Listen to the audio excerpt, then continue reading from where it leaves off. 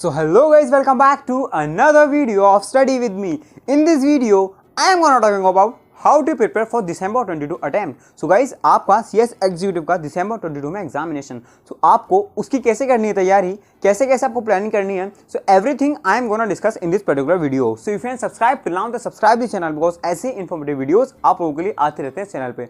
So guys, master plan देने वाला हूँ, ध्यान से सुनना. So without wasting any time, let's get started. तो देखो ध्यान से सुनना, मैं आपको इस वीडियो को पॉइंट से बताने वाला हूं ताकि आप लोग अच्छे समझ पाएं पूरी वीडियो. ध्यान से सुनना. देखो, you are in CS executive now, so उसकी प्लानिंग करनी है. देखो, सबसे पहला पॉइंट आता है आपका सिलेबस कंप्लीशन.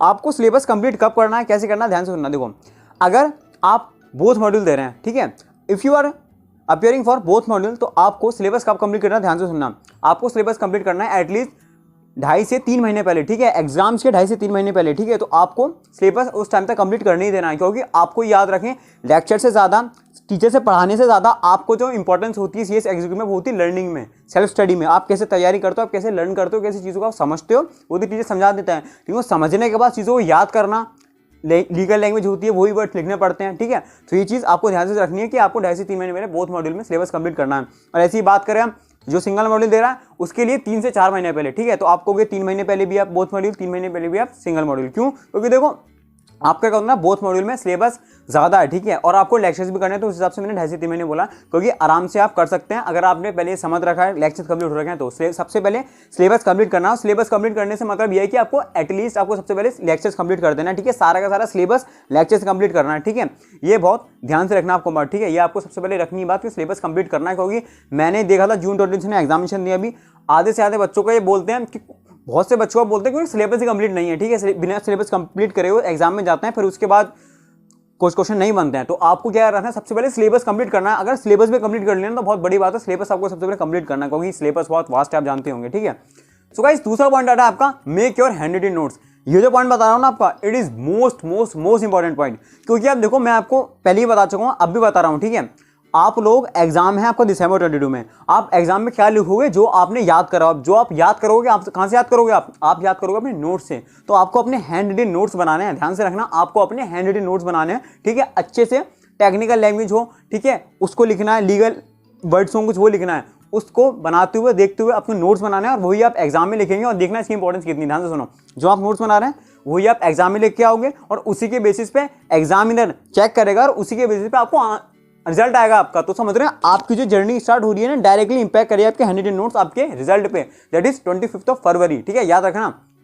25 Feb को आपके रिजल्ट आएगा. वो हैंड रिटन नोट्स आपकी कैसे हैं, आप किस तरीके से तैयारी करते हैं, वो आप लिख के आओगे पूरा एग्जाम में, ठीक है. सो ये सबसे इंपॉर्टेंट है, आप लोगों को जानना है कि आपके लिए हैंड रिटन नोट्स से बनाना है आपको, ठीक है. थर्ड पॉइंट आता है आपको, जो कि देखो बहुत ज्यादा जरूरी है, that is make your strategies. आपको अपनी स्ट्रेटेजी बतानी है, खुद को बतानी है अपने कैसे कैसे मुझे करना है. सबसे पहले आपको प्लानिंग बना लो. देखो, प्लानिंग से मेरा मतलब क्या है कि आपको मॉड्यूल 1 दे रहे हैं, मॉड्यूल 2 दे रहे हैं, आपको एटलीस्ट एक ऐसा सब्जेक्ट टारगेट करना है जिसमें आप एग्जामिनेशन के साथ साथ उसका हाई स्कोर कर सकें, 70-80, ठीक है. मॉड्यूल 1 में या मॉड्यूल 2 में कुछ टाइम बाद आप सारे सब्जेक्ट से गो थ्रू कर लेंगे, ओवरव्यू ले लेंगे सारे सब्जेक्ट का. सो आपको ये जानना बहुत ज़्यादा ज़रूरी है कि आपका फेवरेट सब्जेक्ट कौन सा है, आपको किस में मज़ा आ रहा है पढ़ने में, ठीक है. आपको चारों में मज़ा आ रहा है, आउट ऑफ सब्जेक्ट में मज़ा आ रहा है पढ़ने में, दैट इज बहुत अच्छी बात है. तो ठीक है, तो आपको लेकिन एटलीस्ट एक सब्जेक्ट बहुत अच्छे से टारगेट करना है कि ताकि आप एग्जामिनेशन ले आ सके. क्यों मैं ऐसा बोल रहा हूँ, ताकि आपको एग्रीगेट बनाना 50% पूरा. तो आपको एक सब्जेक्ट एटलीस्ट एक से ज़्यादा भी कर लें तो अच्छी बात है, एटलीस्ट एक. मेरा बता देता हूँ, मेरा कौन सा था. मेरा मॉड्यूल 1 में था SBC, एंड मेरा मॉड्यूल 2 में था SLCM और FSM, ठीक है. तो वो था, तो उसमें मैंने दोनों में एग्जामिनेशन करा. SBC में ही मैंने दोनों एग्जामिनेशन करा, ठीक है. तो आप उस सब्जेक्ट को कितने अच्छी तरीके से पढ़ते हैं, आपका मन करता है पढ़ने, आपको मजे आते हैं, ठीक है. उस सब्जेक्ट को टारगेट करो, आराम से उसी से एग्रीगेट ले लो अपना पूरा, ठीक है. 40% लाने होते हैं सिंगल सब्जेक्ट में, 50% आपको एग्रीगेट लाने पड़ते हैं, दैट इज 200, ठीक है, अगर आप सिंगल मॉड्यूल दे रहे हैं तो ये चीज़ आपको ध्यान में रखने का. आप एक सब्जेक्ट, आपको प्लानिंग बतानी है अपने आपको कि स्ट्रेटेजी मेरी ये है कि एटलीस्ट एक सब्जेक्ट मुझे टारगेट करना है, ठीक है. सो गाइस, फोर्थ पॉइंट है आप लोगों के लिए, take overview of each and every subject. कुछ बच्चे ऐसे होते हैं ना, बस लेक्चर्स करते रहते हैं, याद करते रहते हैं, उनको ये नहीं पता है मैं कौन सा पार्ट कर रहा हूँ, किस सब्जेक्ट में कितने पार्ट हैं. आपको ध्यान से समझना पड़ेगा किस सब्जेक्ट में कितने पार्ट हैं. मॉड्यूल उठा के देखो कितने पार्ट हैं, कितने मार्क्स का, जो और कैसे तैयारी करनी हर एक सब्जेक्ट की. मैं लिंक डिस्क्रिप्शन में दे दूंगा. मैंने मॉड्यूल 1 की और मॉड्यूल 2 की प्लेलिस्ट भी बना रखी है, ठीक है. कैसे कैसे एक सब्जेक्ट पढ़ना है, एवरीथिंग मैंने शेयर कर रखा है, ठीक है. एवरीथिंग मैंने बता रखा है उन वीडियोस में, तो वो देखना, डिस्क्रिप्शन में दे दूंगा, और वैसे भी आप प्लेलिस्ट में जाके देख लेना. तो एक सब्जेक्ट कैसे पढ़ना है, पार्ट वाइज कैसे पढ़ना है, मैंने उन वीडियो में बताया कितने पार्ट्स का क्या क्या होता है. मैंने सब बता रखा है, ठीक है। वो बहुत ध्यान से समझना आप लोगों को कि आपको पार्ट वाइज तैयारी करनी है और आपको जो ईजी लगे, जो अच्छा लगे, उन सब्जेक्ट पर फोकस करना है, ठीक है guys. So guys next point आपको बताऊंगा कि आपको रिविजन करना है। रिविजन कैसे करना है, आपको सिलेबस कंप्लीट होता है उसके बाद तो करनी है, लेकिन अभी आपको सिलेबस कंप्लीट करने के साथ साथ क्या करना है, आपको डेली रिवीजन करना है, ठीक है।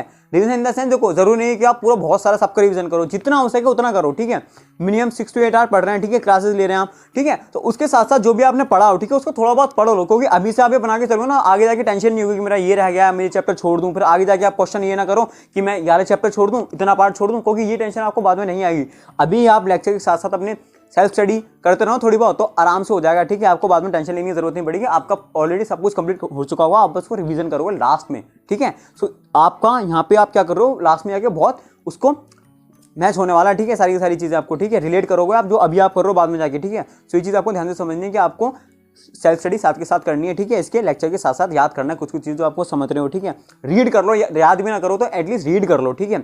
अभी आपकी शुरुआत है, कोई CSET करके आया होगा तो अभी उसका नहीं है कि 6 से 8 घंटा पढ़ें, उसका सेल्फ स्टडी करें, नहीं, लेकिन कुछ जो लोग कर सकते हैं करो भाई, एटलीस्ट ट्राई करो, ठीक है। उसके बाद हो जाएगा, 1 महीने बाद 2 महीने बाद आपका आ जाएगी गाड़ी लाइन पे, लेकिन अभी स्टार्ट करो ऐसे पढ़ना, ठीक है। रीड करो, एटलीस्ट जो आपने पढ़ा हो समझ हो, अगर टॉपिक पढ़े एटलीस्ट यही पढ़ लो, ठीक है। कुछ देर पढ़ो, आधा घंटा 1 घंटा बस पढ़ो, ठीक है, 1 घंटा 2 घंटा जितने पढ़ो मगर, ठीक है।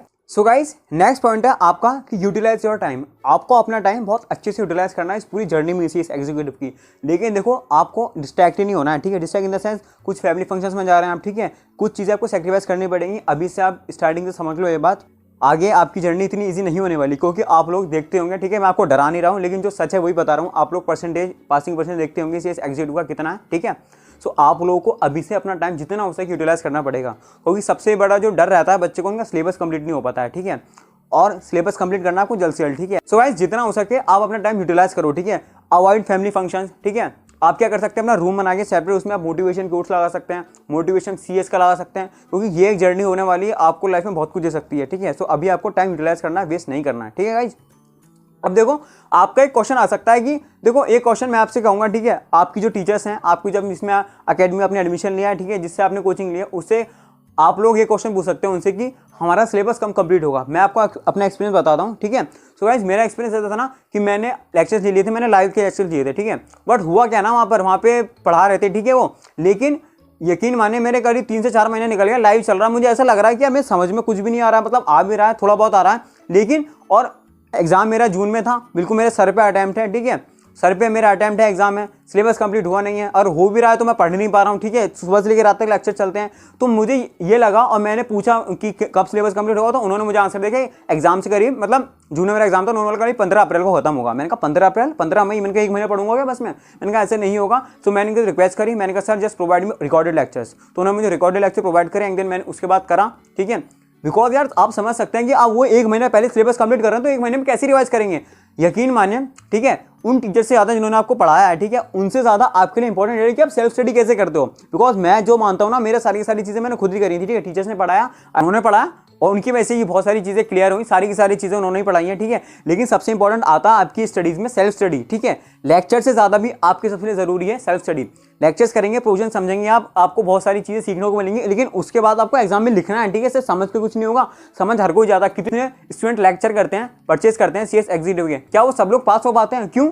क्योंकि यार देखो आप जस्ट 1 महीने पहले सिलेबस कंप्लीट कर रहे हो अपना, सो आप यही बताओ कि आप 1 महीने में 4 सब्जेक्ट जो कि इतने बड़े बड़े हैं, आपको लर्न करना है। ऐसे नहीं कि आप समझ के लिख दिया, आपको लर्न करना है। कुछ टेक्निकल वर्ड्स हैं, GIGL, SBC, केस लॉस है, उसके अंदर पेनल्टीज है, सारी चीजें कुछ कह सकता है रट्टा मारने वाली चीजें होती है। क्या 1 महीने में हो जाएंगी? नहीं यार, तो एटलीस्ट 3 मंथ्स, कम से कम 3 महीने तो दो आपकी पढ़ाई को, कि आप खुद को दे सको, आप समझ सके मेरा कौन सा वीक पॉइंट है, कौन सा स्ट्रॉन्ग पॉइंट है, कौन सा स्ट्रॉन्ग सब्जेक्ट है, कौन सा वीक सब्जेक्ट है, आपको किस पे मेहनत करनी है, आपको किस पे मेहनत नहीं करनी है।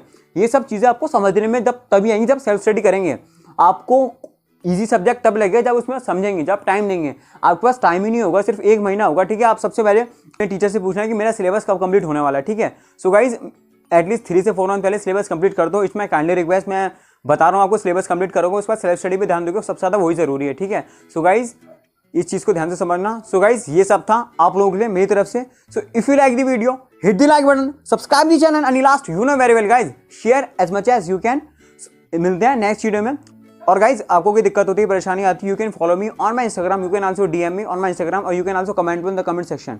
सो गाइज आपको कोई भी दिक्कत परेशानी है, आपका भाई है यहाँ पे, ठीक है। सीएस एग्जीक्यूटिव जर्नी के लिए बहुत बहुत आपको ऑल द बेस्ट, ठीक है। गजब तरीके से पढ़ो, मस्त तरीके से पढ़ो, ठीक है। जो स्टडीज बताइए उनको फॉलो करो और अपनी पढ़ाई पे ज़्यादा ध्यान दो, ठीक है। सो गाइज मिलते हैं नेक्स्ट वीडियो में, tata bye bye, see you letter.